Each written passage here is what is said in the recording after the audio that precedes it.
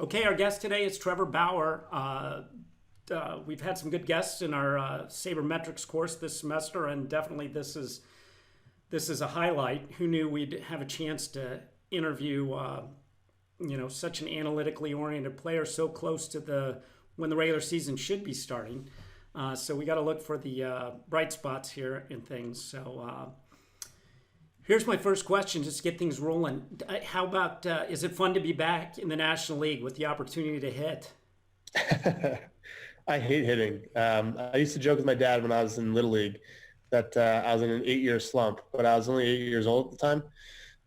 So I've never been good at it. I've never enjoyed it. I like pitching. I like playing defense. That was always what I enjoyed. So actually, it's better to be in the American League for me because I don't get taken out of the game prematurely for a pinch hitter. So I get to throw 110 or 120 pitches every game, regardless of the score.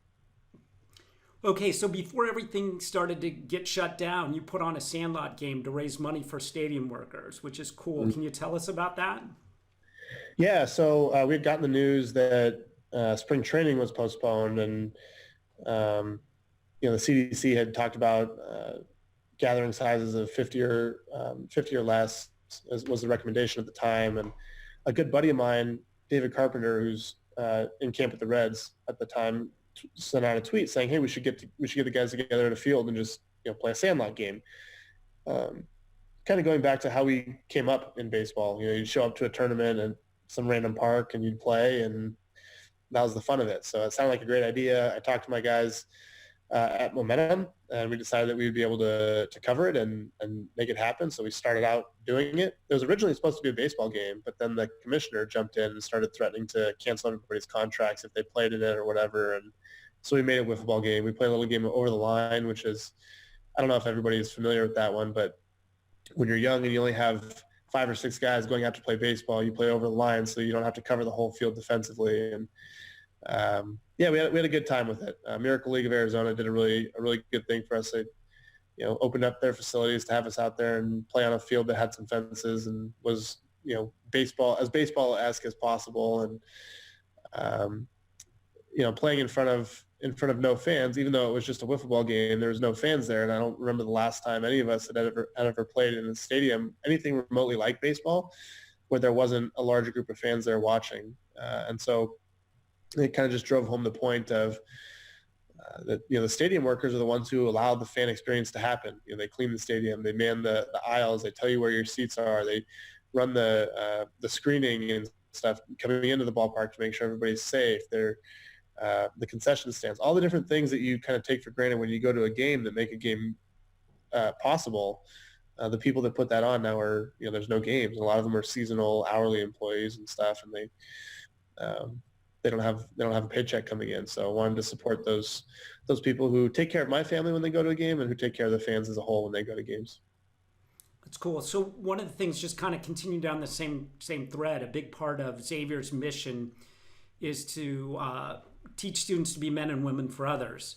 Can you talk about your 69 days of giving plan and how that got started, and give us a little bit Yeah, on so it that? actually, yeah, so it started off with some frustration with the team and how things were going, and in the arbitration, I guess, negotiation period.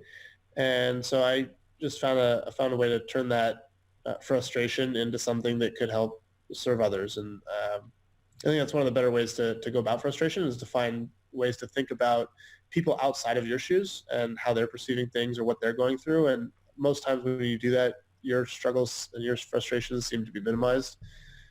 So yeah, just wanted to kind of take that chance to start up and help as many people as possible. And so I have a kind of an interesting backstory. I'm a nerd for sure, first and foremost, but I'm also an athlete, obviously. And so growing up, I didn't really have a peer group. I didn't fit in with the nerds because I was an athlete, and I didn't fit in with the athletes because I was a nerd. And so I ended up with a very minimal, if any, amount of people in my peer group. So I would go in at lunch at school and play chess or do calculus homework or something like that with a couple other people that were in the class. And so I have this really big affinity for kids and like after school programs for kids to encourage them to do the things that they love, but to do them in a setting where they can develop a peer group doing them. So that could be robotics, it could be chess, it could be music, it could be coding, all these different things, soccer, athletics, whatever the case is. And so the majority of my efforts have been to help support those after-school programs or those clubs that make these activities possible for kids, as well as trying to crowdsource it. So it's impossible for me to find all the great organizations around the country that are doing really good work on things like this, with after-school programs and helping kids in the local communities. So we opened it up to recommendations from fans that follow me on Twitter and Instagram to put in their favorite organization or an organization that has helped their kids or people that they know. And I really like that way of doing it because it gets the community involved even more and draws awareness to the causes. So hopefully outside of the awareness that I draw to them and the money that I'm able to donate to them, they get more awareness from the surrounding community that their organization exists, and hopefully that allows them to help more people. Nice. So you're known as a very analytically oriented player. Tell us kind of what got you started down that path. Yeah, so my dad was actually a chemical engineer. And so growing up, he taught me the engineering process from day one, basically. Where are you? Where do you want to go? How are you going to get there? And then iterate. So when I wanted to learn how to hit, it was like, okay, well, what do we want? What are we trying to learn? Let's develop some drills that might teach us that. Let's evaluate, is it working, is it not? And then you go through the process again. It didn't work with hitting, but it worked with pitching, defense. It worked with academics, stuff like that. Perhaps we just didn't have the right process on hitting or whatever the case is. But I got engaged in that thought process from a very young age. And then I had a AP physics class, a Newtonian physics class, my freshman year of high school with a man named Martin Kirby.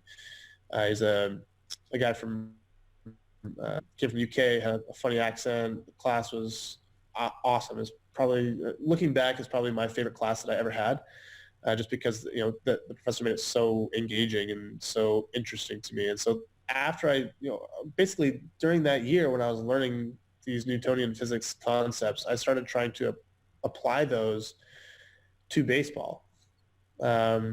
Thinking about torques and leverage and momentum and stuff like this. Like, okay, well, how do I make the baseball move this way? Or how do I make the baseball go faster? Or, how can I maximize, the energy in the body and the kinetic chain? And so I just started off down that process and started researching it. And then when I got out of school, I missed academics a lot. I didn't really have a way that I could apply my love for academia in professional baseball. And so it took on this kind of research-oriented form where in the off season I would try, a bunch of different numbers and formulas or whatever to try to find a way to improve a skill. High-speed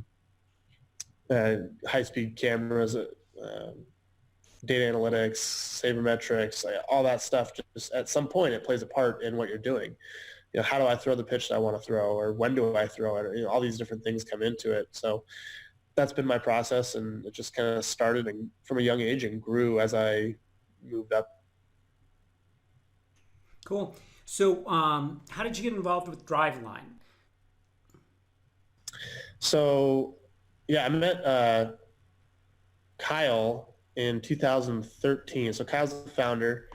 I met Kyle at a conference, a coaches conference, actually. So I attended the coaches conference to try to learn about some of the techniques that were out there and how coaches were going about training their players and what techniques they were using. Kyle gave a presentation about really kind of theoretical stuff. Hey, I might be able to put sensors on the arm to measure torques. I might be able to use high-speed video to do this. I might, kind of the things that he was thinking about doing. And I'd never heard someone speak about baseball in that way.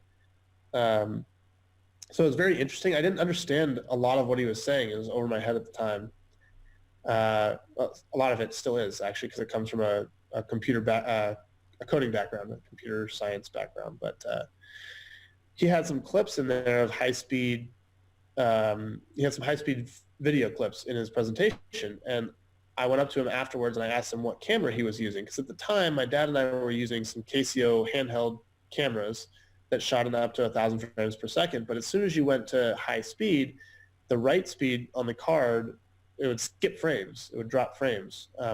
I didn't know that it was the write speed on the card at the time. So I went up to him and I asked him what camera he was using. And he said the same camera I was using, the Casio XLM 100. I said, do you ever have this problem where it skips frames and you get these jumps in the video and stuff? Because at the time, my dad and I had a setup of 5 cameras, one at home, one at second, one at third, one at first, and one directly overhead.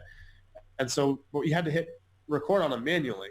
So we'd have a ladder set up in the facility. So I would be on top of the ladder and I would hit record up top. My dad would run around and hit record on all the 4 cameras, and I would move the ladder really quick and grab a ball and try to throw a pitch before the cameras started skipping. And it was this crapshoot, because I would throw a really good pitch that I wanted to analyze, but then one of the cameras would skip. So the whole kind of 3-dimensional view was ruined. And so I asked Kyle, and he said, yeah, I had that problem, but it's the write speed of the card. And we were using class 4 cards at the time, and we needed a class 10. This is before the U system or whatever it is now, the UH system, I think, on write speed of cards. But he solved that problem for me, and I was like, okay, that's immediate value that he's provided. And this theoretical stuff that I've never heard someone talk about, there's probably going to be value to that. So I need to keep in contact with this guy. So over 2013, I started changing my delivery to minimize injury risk and try to make myself a better player. But I was really struggling on how to actually go about moving the way that I wanted to move. It was a pretty drastic change.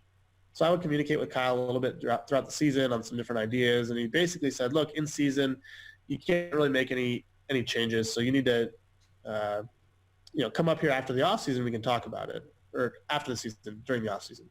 And so I did. I went up there for 4 days and talked to him about the mechanical changes. He gave me some drills that I could do, explain things to me. And it really helped simplify the mechanical changes I was trying to make.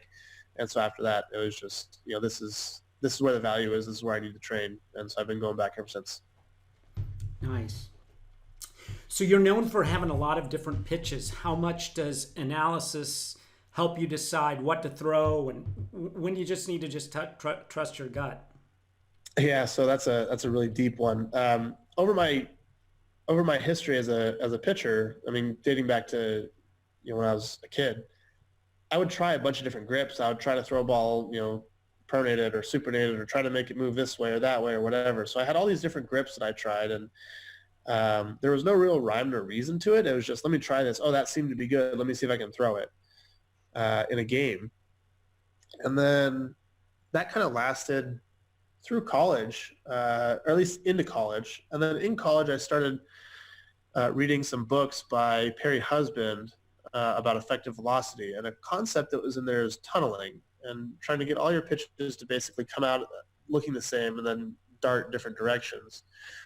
And so then that was the first time I really had an end goal with the pitches. It's like, okay, let me throw something that starts straight and moves different directions at different speeds. And that was kind of the rudimentary portion of it. And then getting into pro ball, and then they had pitch effects at the time. And so I could quantify how my pitches were moving.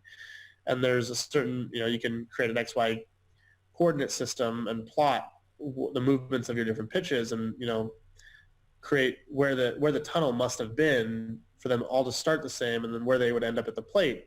And then when we got TrackMan, that got a little bit more detailed. And TrackMan came along in 2015, I think, or 14. And so it was able to measure the actual movements of the pitches more accurately, and the end location of it and the release point. And then it started quantifying the spin rate on it and the spin direction. And then at this time, we were starting to develop this, the ability to pull that information off of an Edgertronic camera that my dad and I had bought before anyone else had Edgertronic cameras. And so it just kind of built up and built up. And now it's to the point where I know exactly what, actually my team of analysts, I employ 2 full-time analysts and 2 part-time analysts. They're going through and doing different data projects for me, but they're actually developing a system, a stuff score. So you look at your individual pitch, one pitch type, let's say a fastball, and you can compare it to all the other fastballs in the league on effectiveness. So you can get a grade of how good your fastball actually is. scouts used to do it. Oh, he's got a 60 grade fastball or an 80 grade fastball or whatever, but it was all just based off the eye test.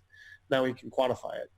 And then I throw 6 different pitch types, so I can quantify all of them, and then they all have effects on each other. If you throw a 2-seam and a slider, they play off of each other better than a 4-seam and a slider maybe, or whatever the case is. So now we can actually start saying, what do I need to change on an individual pitch type to make it play up in my arsenal as a whole? And once you have that piece, then you can start saying, when is the most effective time to throw each of these pitches in a game to a specific hitter? How does he perform against pitch types that are similar? How does he perform in situations where there's bases loaded in 1 out, bases loaded in 2 outs, nobody on and no outs? Like, you can really get down to the nitty-gritty of this. The end goal would be to have a game theory optimized algorithm basically calling the pitches with the most optimal pitch, taking into account your ability to execute that pitch. No pitcher executes a pitch perfectly every time. Very, very rarely. They miss the spots a lot. But no scouting reports currently take into account those missed tendencies. So one spot might be the best spot, but if the surrounding areas are negative or not as good, then your likelihood that you get into a situation where it's a negative pitch is higher.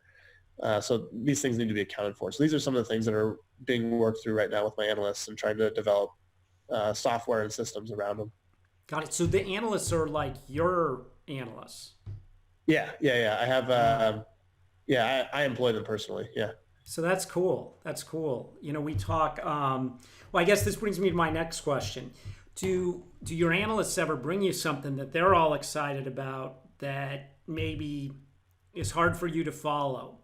And what I'm getting at here, and the question is we're talking to people who are going to do data analytics, whether it's for baseball or for business. How do we think as analysts about providing data to end users that is useful? Yeah. The answer to your first question is all the time. They bring something in, I'm like, no, what the heck is this? And the initial reaction is, this is stupid, right? But I know that my analysts are very smart and they have a reason behind what they're doing. And so I'm like, okay, let's get on a call, explain to me how this works and why. So the first thing is, why did you develop this? And then how does it work? What are the steps so I can understand what's going on behind the scenes of it? And then, okay, how do we use the output? And so we walk through that process. And then I usually get to a place where I'm like, there's an aha moment in the middle of the conversation where I'm like, oh, okay, this isn't dumb at all. This is really smart. They're misguided in this little area or that area because they don't have the experience of being a professional pitcher and what's usable and what's not. But this direction is a really good direction to go down. Let's clean up this. Hey, we might not be able to go this direction exactly because of these things in the game, but we could go this direction instead. And so the process then becomes, I know it experientially primarily, and they know it numerically primarily, and we have to blend those two together. So you have experience and you have numbers, and both of them matter for the end user. The end user has to be able to use the information, right? So if they don't understand it, or if it's not usable in their line of work, then it doesn't do any good, even though the analysis might be spectacular. But if you only rely on experience and how things have been done and you don't use the data, then you never innovate and you miss trends and you fall behind very quickly. So it's an important marriage of numbers and experience that's necessary. What about graphs and visuals? I'm huge on graphs. So this is one thing that I actually go back and forth with. Can you send me a graph of showing this? I want this axis to be spin rate, gross spin rate, and I want this axis to be miles per hour, and I want to see, because I can see a trend in the graph. Like, okay, I see. So as spin rate goes up, velocity goes up, and this makes sense to me. If you tell me that the R squared value is 0.96 and whatever, and it's linearly correlated, I'm like, okay, I can interpret that, but it doesn't. My brain doesn't work nearly as well with that information. I know it. I know what it means. But if I see it on a graph, like, oh, yeah, I see right there. That makes sense. So graphs are really important. And the graphs are actually used a ton in, I mentioned earlier the XY coordinate system for mapping your pitches. But that's how the vast majority of data on pitch shapes are displayed. And velocities, too. one of the most important things that we use is in game, you have a coordinate plot, and you can see where your average, let's say slider is. Your average slider is here, and there's a cluster of dots, but your slider today is over here, and you can see intuitively, oh, my slider is moving more today than it was on average. I probably should throw that more because it's really good today. Or, man, here's my cluster of fastball velocities, but my fastball velocity is down here today. My fastball's way down. I need to adjust how I might use it. So graphs are very, for me specifically, they're very important to just get a very quick visual representation of, yep, okay, I see what's going on. I can process that super quick, and then I'm on my way to apply it. So you work with other guys too. I mean, so from what I understand, the rumor is that you're a big help in the clubhouse. You're trying to help guys understand this. I try. Yeah. Well, Yeah. I mean, I think there's some truth in rumors from what I understand. But how, a lot of your teammates don't have the educational background or the interest that you do. How do you communicate with them in a way that you share these analytical thoughts? Yeah, so this is something that I'm not great at. I've been trying over the past couple of years to get better at it, because I'll explain something to someone like, oh yeah, well, your knee needs to roll this way because then set your hips in a 45-degree angle so that when you block on the front leg, the hips can rotate, it spikes, then the kinetic chain is timed correctly. And like I'll go on this super accurately scientific explanation of exactly what's going on, but that's not what they're looking for. They're looking for, what drill do I do to get better at it? Or, oh, I need to have my hand on the side of the ball. You could have just said that. Oh, shoot, you're right. Okay. And so this is actually one of the biggest things. This is the new arms race in baseball right now, is what I like to call interpreters, because data is a different language than experience. And so you have a lot of the front offices, they're operating in a data language. They know the TrackMan numbers. They know the aging curves. They know all this different stuff, the swing, the blast motion data. They know the Rapsodo data, all this different stuff. But the players don't understand it. They haven't been educated to understand it because it's still fairly new in baseball. So you need a coach that knows how to speak player, which is, hey, get your hand on the side of the ball, or get out in front more, or these basic cues, which is how baseball's always been taught. But you need that coach to be able to understand the data, so he's giving the player the correct cue to make the desired change. What you have right now is a lot of coaches that don't understand the data and they're scared of it, and so they continue to coach the player based on what they know, which might not be the best way forward for that player. And the front offices get frustrated because, like, well, we're telling you to do this direction and you're taking in this direction. Why? And so that interpreter that understands the data and then can translate that data into an actionable step for an athlete is the new arms race. Teams are gobbling those people up right now to try to bridge that gap so that they can make the informed decisions that they're making in the front office and actually see them play out on the field. Interesting. Can you talk about some of these technologies? Like, what information does Rapsodo give you and Blast? Yeah. So Rapsodo, I know the pitching side of things way better than the hitting side. So I'll touch on the hitting side really briefly, and then I'll dive into the pitching side. Stuff like blast motion might give you your swing speed or your approach angle of the bat into the zone. We know that pitches generally approach the zone at a certain incline, or there's a certain range by which they're generally approaching the zone. So you want your bat to be able to match that plane to give yourself the best opportunity to square the ball up. So blast motion can do some stuff like that, measure bat speed. KVS can give you really rough biomechanics on the sequencing of your hips and your torso. So are your swing mechanics in the right sequence, stuff like that. On the pitching side, Rapsodo it's a computer vision algorithm of some sort. So it takes pictures of the ball in flight, runs it through the algorithm, and is able to decipher or predict the axis that the ball is spinning around. So now you know the spin axis, you can tell the spin rate, and it has a radar gun in it, so you have the velocity.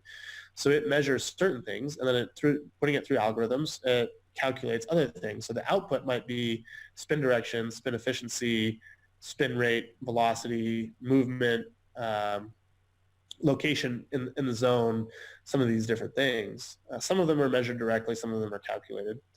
The power of TrackMan is It's a Doppler radar system, so it measures other things directly and calculates certain ones. So TrackMan is very good at measuring the actual movement of the ball because that's what it's set up to do. It's not very good at measuring how the ball is actually spinning in the air. It can measure how fast it's spinning, but not the axis it's spinning around.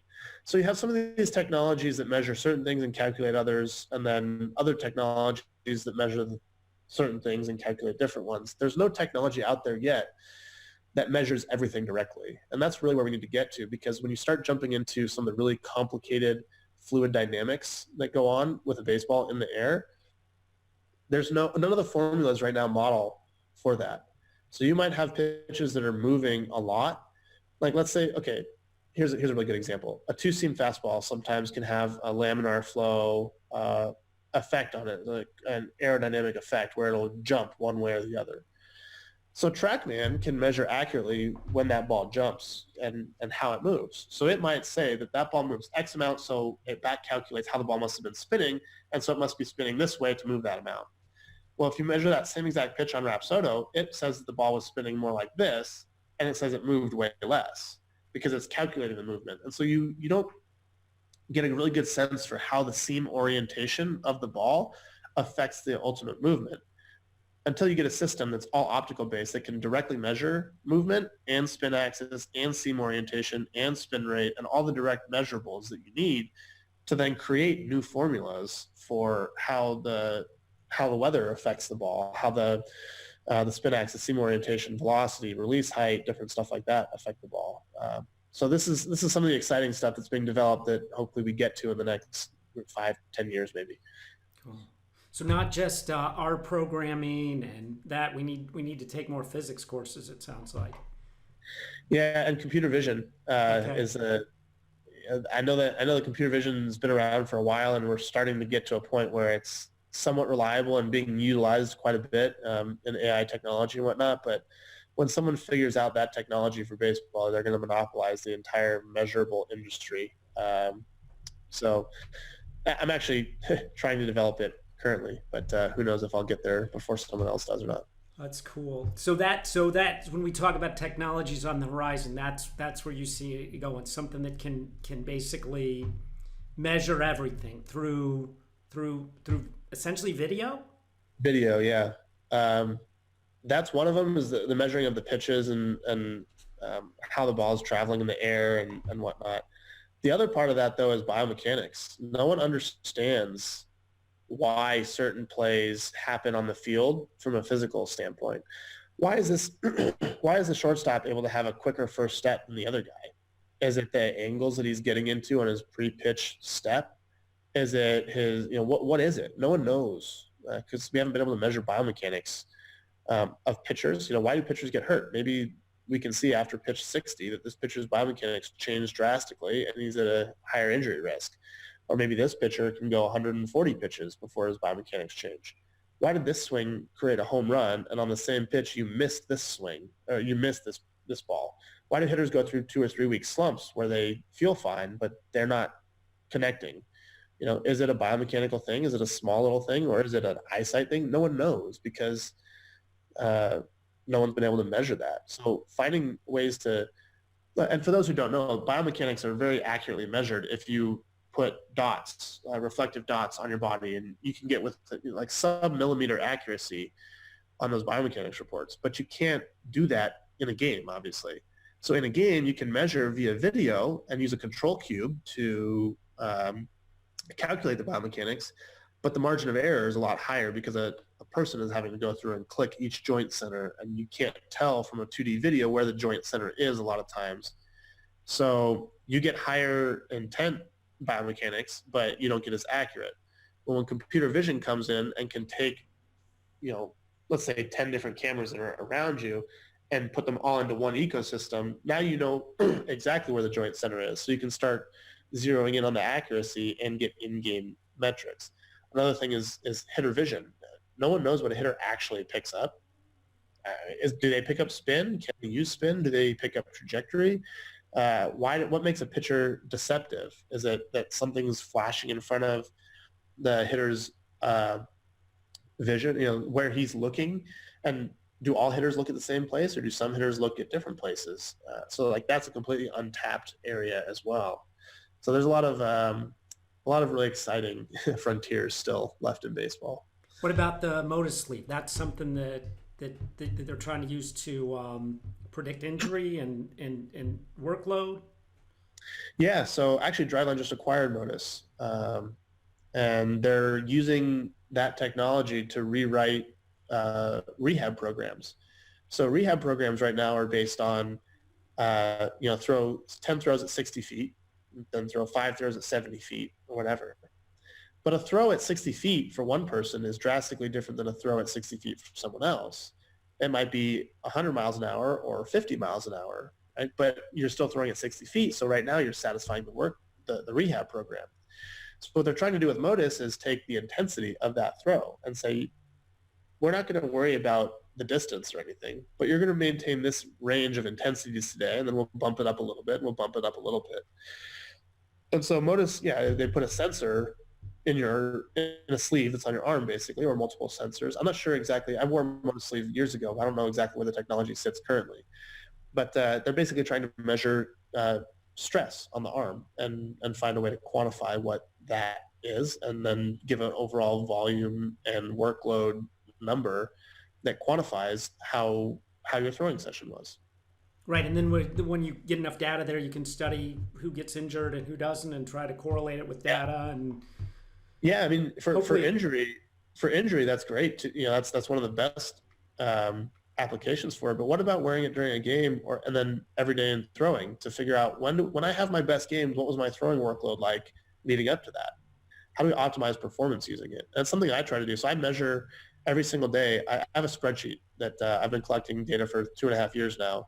There's over 50 daily metrics that I collect on myself. That's from amount of throws to the number of hard throws, grip strength, jump height on force plates, weight, blood markers, sleep quality, all these different things. And so I have my analysts go through all the time and look at what correlates to good outings. Well, first off, how do we define what a good outing is, or what readiness is? And then let's look at, what puts me in the best spot to have that good outing. When do I lift? How much do I lift? How intense is it? When do I throw? How much? How intense? Like, when do I eat? What do I eat? How do I sleep? When do I sleep? All these different things. So I have this massive data set of stuff that we're trying to run right now, which is why I've said a lot in the past that I would be better pitching every fourth day instead of every fifth. But that's all based on the data that I collect. My body peaks in readiness on day 4, not day 5. So I've heard that. I've heard you say that before. That I didn't realize where the source was. That's pretty cool. Yeah. Let's get into some game or MLB discussion. We hear a lot about increasing length of games. As a player, does it seem to be an issue? And what could or should the MLB do to speed up games? It does seem to be an issue. We all, starting pitchers, I think, get it the worst because we sit there 4 games out of 5. I feel like I've been here forever. It's only the 4th. What time is it? Oh, we're 2 hours in. Great. We all have those conversations. So it definitely is an issue. Now, how you speed it up is a question that a lot of people are trying to solve. I think one of the things that it starts with is just like keep the hitter in the box, keep the pitcher on the mound. Let's just increase the frequency by which we're throwing pitches. The problem with that is a lot of data has come out suggesting that longer times in between pitches are mutually beneficial. The pitcher is less likely to be injured and more likely to perform at his optimal state.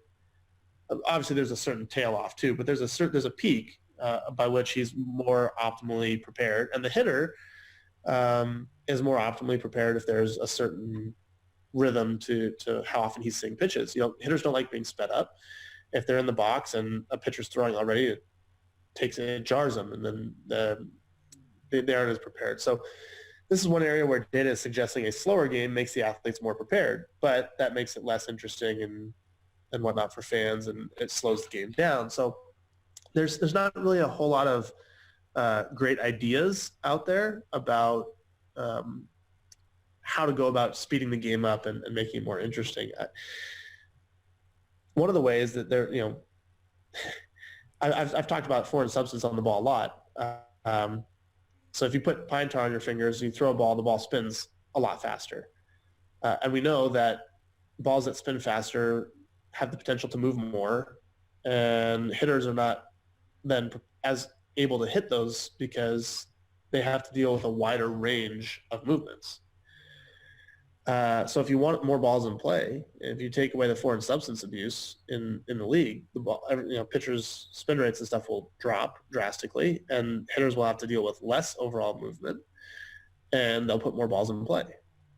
So that's one thing that would solve the kind of three true outcome thing, and we understand this now because we can quantify how foreign substance affects the spin rate and the movement and the resulting.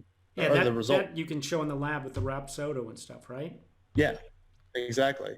Another one is. But what about the other side of hitters want you to have a good grip? Well, see, I don't use it. And I routinely. No, I don't mean you. I just mean pitchers. No. The batters want the pitchers to have good grip, right? Sure. I think that's a false premise, though, because I don't use it, and I routinely am towards the bottom end of the league and hit by pitch. So I think hitters just assume that, because every time a pitcher drills a hitter on purpose, what do they say in the post-game report? Oh, it slipped.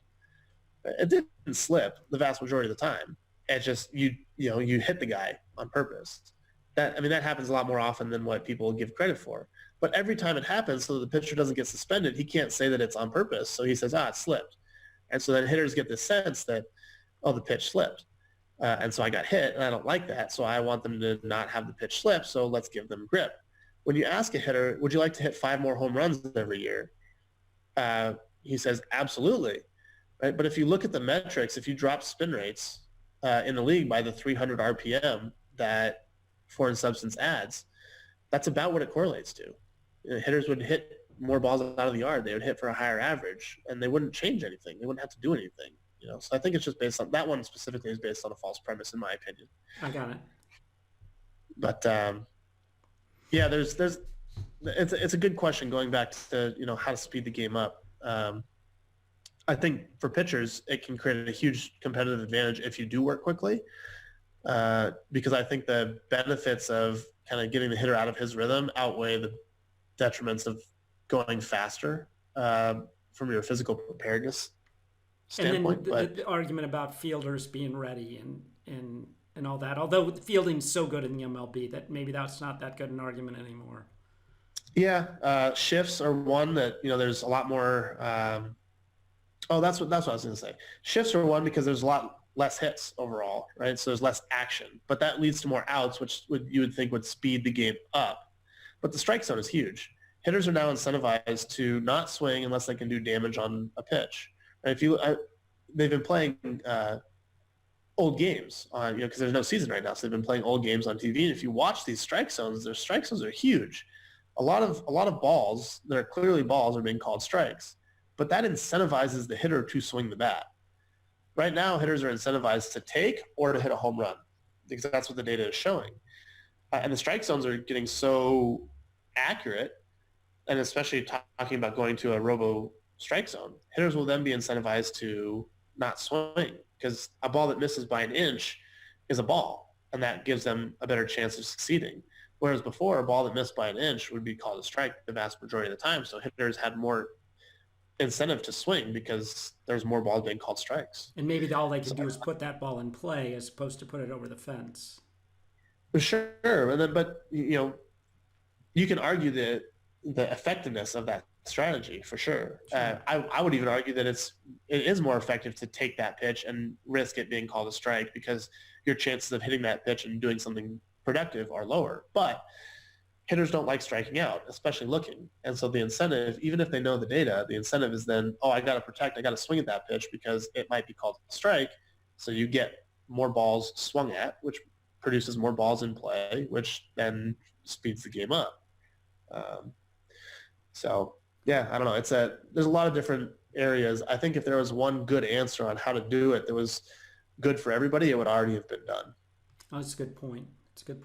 So we talked a little bit about rule changes, but Bill James talks about how for a long time in baseball, rules changed as players got better, as equipment improved, and so on. But we really haven't seen that much change in the game.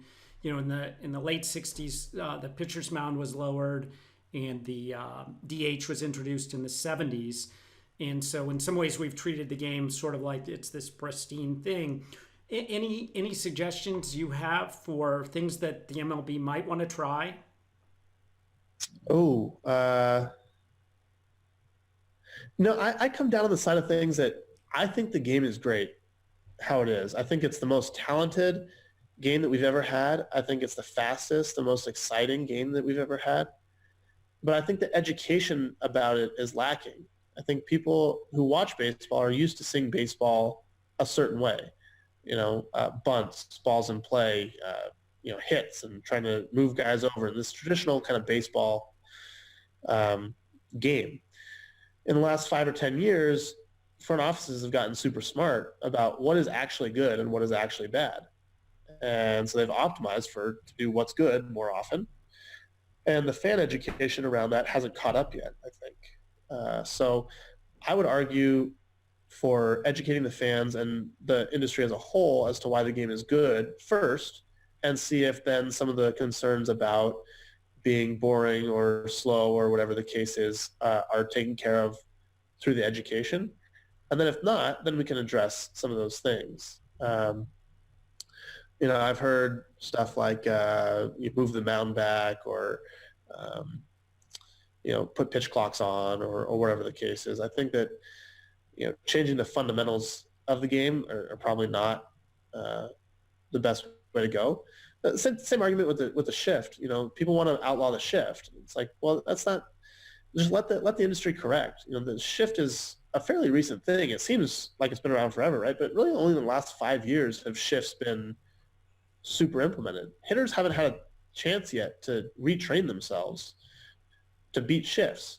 What will happen is teams will shift, players will get tired of grounding into the shift and having hits taken away, and they'll see a wide open portion of the field, and they'll say, I'm going to take my hits when they give them to me.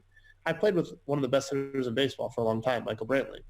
And every time someone tried to shift Michael Brantley, he would just dump a ball the other way, take his single, and then he'd do that 2 or 3 times in a series, and the team would be like, oh, okay, it's not an accident. He's actually actively doing that. He has that skill set. We can't shift him. They'd unshift him, and then he'd go right back to pulling balls through the 4-hole. But hitters as a whole haven't had a chance to train themselves how to counteract this, So I'm in favor of letting the game kind of self-correct itself and addressing some of the packaging problems with the game before the actual game. What recommendations do you have for students who might be interested in baseball analytics? Like what skill acquisition, things that you'd recommend? Yeah. So specializing in a certain area and being a self-starter are two of the biggest things. A little bit about the baseball industry on the front office side. They have all of the supply. And so demand is extremely high. So that drives wages down, but it also drives competition way up. And so getting into a front office, you're going to work for very little, and you're going to compete for that job with a lot of really, really talented people. So if you know a lot about one specific area and you've been a self-starter, you've published your work, you've gotten it out there, you've shown it off, you've shown that you've undertaken some studies and some that you're actively involved in trying to learn something. Whatever it is, it doesn't really matter. You're going to have a much better chance of winning that job than someone who knows a little bit about a lot of things and is kind of a generalized education about it and who hasn't been posting a bunch of stuff about what he's doing and why it's important and whatnot. Those people generally don't get the jobs. It's the people that know a lot about one specific area, because teams can look out there and they can say, oh, I've never thought about something this way. I don't know if it's effective or not, but this person clearly knows a lot about it. And he or she has shown that they're willing to go out there and do work and research something and be a self-starter. So if I hire them to do a job, I'm convinced that they're going to be able to learn what I want them to do and also add value instead of me having to tell them what to do all the time. And that's really what people are looking for in the baseball industry right now. That sounds like good advice, just in general. So Trevor, a lot of Reds fans in the class. Certainly students from all over. But how are the Reds going to look going forward? Well, yeah, assuming that we have a baseball season this year, I think the Reds are going to be really good. We were all really excited with the team that we had going into camp. I've been parts of teams that are expected to lose. I've been parts of teams that are expected to win, and then teams that are expected to maybe compete for the postseason. I think this has the feel of a team that's expected to win in the postseason. Pitching staff, we have a really dominant bullpen, a really good starting staff, projected to be one of, if not the best starting staffs in the big leagues. All the acquisitions from Shogo to Nick, Castellanos, Moustakis, the year that Aquino had at the end, last year when he came up, like there's a lot of reasons to be excited about the offense and what we're going to be able to do as a team. So I'm hoping baseball's back soon because we all wanted just to get out there and start playing because we think we have something pretty special. That's awesome. What about just last? What kind of plugs can you give for you're putting out some pretty cool YouTube content. My son and I were watching this afternoon before we got you on. Can you give a plug for some of that stuff? Yeah, for sure. So I have my company Momentum that is kind of giving lifestyle content of baseball players across the league. They're at watch_momentum on socials. YouTube, search Momentum and you'll find them. My personal YouTube channel is Trevor Bauer. It's slightly different. I do breakdowns of at-bats that I've been in. I do fan questions and sit downs with people around the industry to try to give some inside information on what's going on during this time and the industry as a whole. So that's Trevor Bauer on YouTube, and my socials are at Bauer Outage across the board. So if you want to check it out, I post frequently about where all my content is. It all lives on trevorbauer.com as well. If you want to check out one centralized hub for everything, trevorbauer.com is the place to go. Awesome, Trevor. This has been fantastic. Like I said, it's a bummer not to have baseball going on, but this is certainly, hopefully a bright spot for some people, just to get a chance to talk baseball, and especially what I think a lot of our students find a very interesting part of the game. Yeah, absolutely. I can talk about it for days on end. So thanks for having me on. It's been fun.